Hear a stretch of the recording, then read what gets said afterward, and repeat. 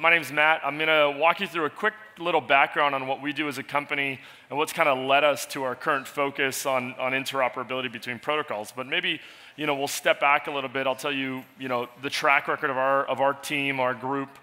We've been focusing pretty heavily over the last three and a half years at this point, starting with some time working at Deloitte, where I started kind of the first blockchain team focused on the enterprise market and any of the large global consulting firms. Really focusing on why this technology was going to become the next evolution of enterprise infrastructure. Over the course of the last few years, this eventually got formalized into our role today in the Enterprise Ethereum Alliance. The standardization of how do you use technologies like Ethereum, protocols like Ethereum, to rebuild distributed infrastructures for our industries, for our banks, for our insurance companies, et cetera, et cetera. What we realized over the course of that time, that those years of development and thinking through that problem statement, is that we were kind of creating a whole new set of problems. And we identified this in the public blockchain kind of ecosystem, and we were starting more and more to identify this in the kind of private enterprise blockchain ecosystem. So before I get there, I'll walk you through what we're working on today. We're referring to as the third generation of blockchain networks. Obviously, that tends to imply that there are two previous generations that you'll be very familiar with. One obvious was the iterations around Bitcoin, the altcoin ecosystem that happened after Bitcoin in 2009, technologies that kind of focused on reapplying that concept into the enterprise market, like Ripple and others. These are really protocols designed to move value peer-to-peer between different participants in an industry. Pretty simple, pretty elegant, and very important technologies. After that, we saw kind of the creation of these second-generation blockchains focused on how do you put business logic and processes on top of a blockchain so that you could automate different things, remove intermediaries, and start to create smart contracts and smart agreements between different counterparties. Again, we saw the evolution of Ethereum, and in parallel to that, we saw the evolution of all these other technologies that were focused more on the enterprise market. Technologies like Hyperledger and what we're working on at the Enterprise Ethereum Alliance, and Corda being developed by R3, and a whole bunch of these protocols focused on this kind of second generation. What we've seen even more recently is this hypergrowth of blockchain protocols. If you follow the ICO market, you'll probably notice that probably on a monthly basis you're hearing about some sort of new protocol. Whether it's Tezos, EOS, IOTA, private networks like Chain, Dfinity, Ethereum Classic. You guys know these brands. All of them trying to solve something in a slightly unique way. And that's what really excites us about this industry, is that we're in this time where there's capital available for these massive global experiments to take place, each of which are hypothesizing and testing out different theories. And they all have something really unique to offer, but the one thing that they're missing is interoperability between them. So as we see this hypergrowth in blockchain protocols on the enterprise side and the public side, the new problem that we are going to have to face in the infrastructure of our ecosystem is interoperability. So what haven't we solved with these second generation blockchains? Obviously, interoperability is intended to solve the problem of isolation.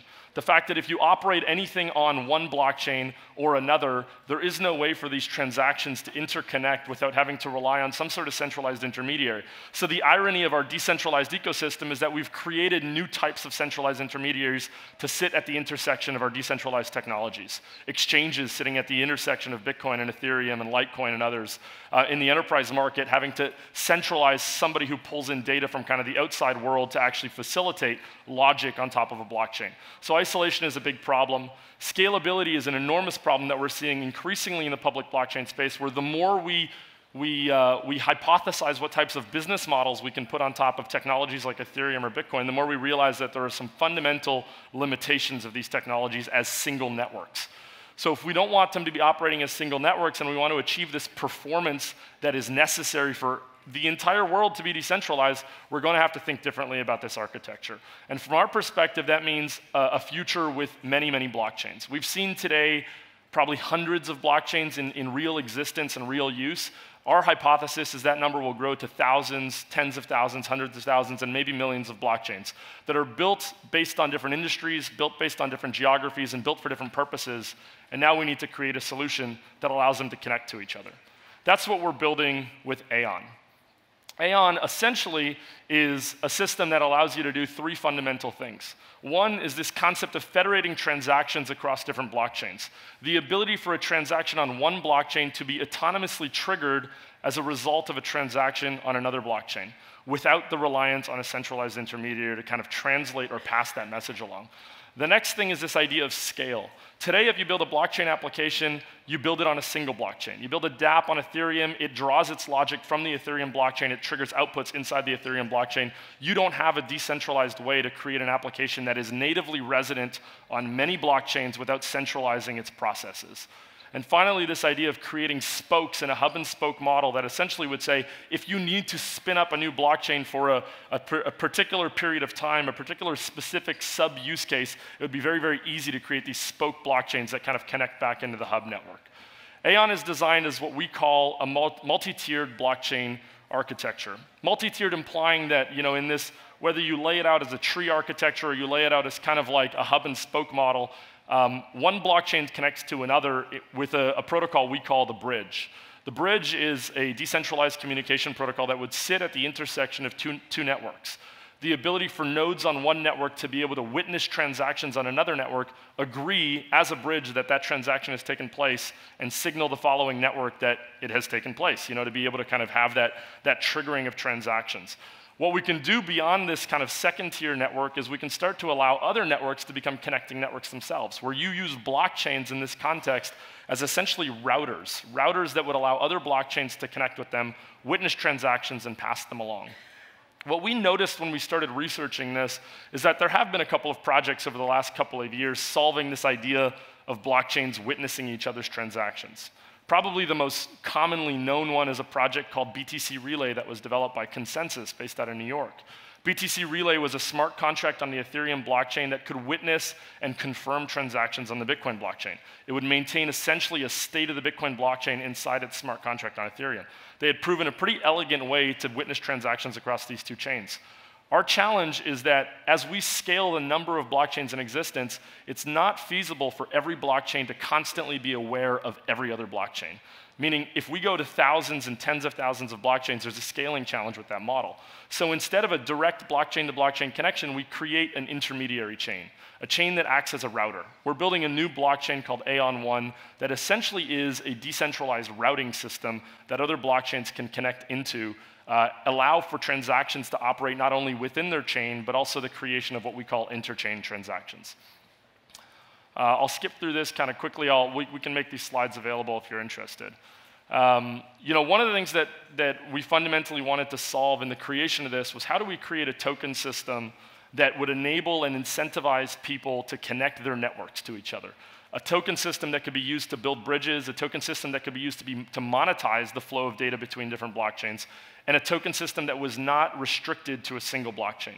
So we're creating this system on the basis of, as many people are working on today, an ERC20 standard token on top of the Ethereum blockchain. But native to the design of our token is this ability for that token to essentially teleport from one blockchain to another in kind of a burn and mint function, so that as we prove on one network that a token has been burnt, then we can instantaneously recreate that token on another network, so that we're not restricting our token systems to single blockchains. So this is what is already kind of fundamentally built into the design of our token, and what we'd like to be able to make available to kind of the creation of other tokens, so that when people build their token economies, they're not beholden to a single network, but they can scale across a multitude of networks. The role of the token inside of our ecosystem, four kind of fundamental functionalities and a few more that we're still in the process of researching. One is this idea of main chain operations that you'd all be familiar with. This is the process of participating in consensus, staking tokens into that model, and paying for transaction fees on the main chain. The second is using the token to actually access computing resources on a distributed virtual machine, not too dissimilar to how Ethereum charges gas. So the ability to kind of charge for computational power so that applications can be executed. When you build an application on top of Aion 1, kind of core design component of this that is different than other blockchains is you can build an application that pulls its logic from other blockchains rather than only pulling its logic from that one single blockchain. Thirdly, creating interchain bridges. Our token is a requirement and a necessity when you create a bridge and instantiate a bridge between Aion 1 and any other blockchain to stake tokens into a bridge registry contract that essentially allows you to create that bridge and start monetizing the flow of data on top of that bridge. These bridges are groups of nodes that essentially have a lightweight consensus process that allows them to witness transactions and pass them on. And finally, we use our token to create new customized participating blockchains. So that if a company or any type of group of developers or organization comes in with a use case for a new network that has a new group of counterparties that might have some unique requirements around governance, regulatory oversight, different performance thresholds, we want the ability to build a blockchain to be a simple function call on our network. The ability to kind of define some parameters and a new blockchain be created with those parameters kind of core in their design. So that'll be a function that also requires kind of the use of tokens. Two other functions that we're still kind of in the middle of researching that we'll spend some more time on publishing over the next few months is this idea of using the Aion token in kind of a gold-backed standard model so that you can use one token to back the supply and value of another token system. And the other is using the Aion network essentially as a mechanism to share the security of one decentralized network across many decentralized networks. So that if you have kind of less decentralized systems, you can still kind of peg them to more decentralized systems to create that kind of integrity in the immutability of the data. We're in the process of kind of finalizing our alpha release of what we call like build your own participating blockchain. We'll be releasing this along with our token next week. And this will be a function that users of the ERC20 token that we're providing to the public will essentially be able to kind of call that function and create their own participating blockchains with some unique characteristics that'll be natively designed to connect back into the Aion ecosystem. A little bit about our team. We're Toronto-based. This slide week by week becomes outdated because we're growing pretty quickly right now. We've got a booth here if you want to come find out more about us. We're all based in Toronto. We've been doing this for as a company, we've been doing this for 1.5 years. As a founding team, we've been doing this for about 3.5 years, working on this problem of the enterprise market. Our role in the Enterprise Ethereum Alliance is not only do I sit on the board of directors, but we're also very involved in the technical steering committee. And what we see fundamentally beyond the technical solution of connecting blockchains to each other is, we're looking to that future state where the mainstream enterprise market really starts to adopt this technology in a meaningful way.